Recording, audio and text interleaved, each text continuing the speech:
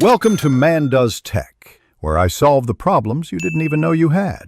In this video, I will explain how to play Sims 4 step by step. First, launch the game and select New Game to dive into your virtual world. Next, you'll create your very first Sim, customizing their look, voice, and personality traits to make them unique.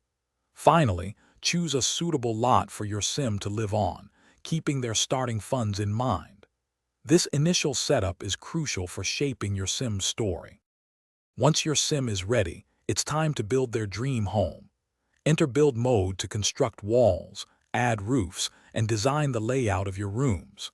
Then, browse the extensive catalog to purchase furniture, appliances, and decorations that fit your Sim's style.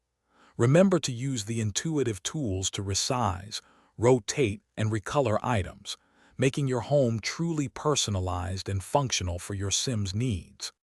Hey everyone, if you're finding this Sims 4 tutorial helpful, please hit that like button and subscribe to the channel for more gaming tips.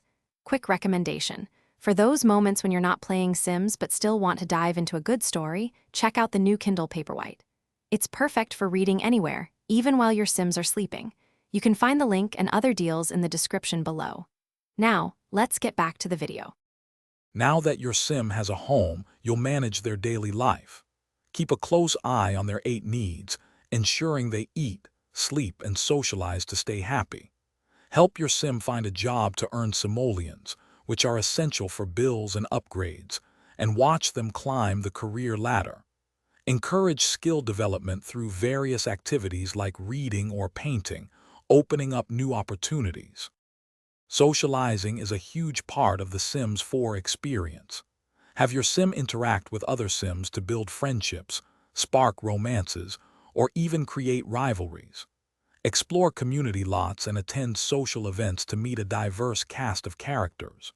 You can even form a household with other Sims, expanding your family and creating rich, interconnected stories within your game world.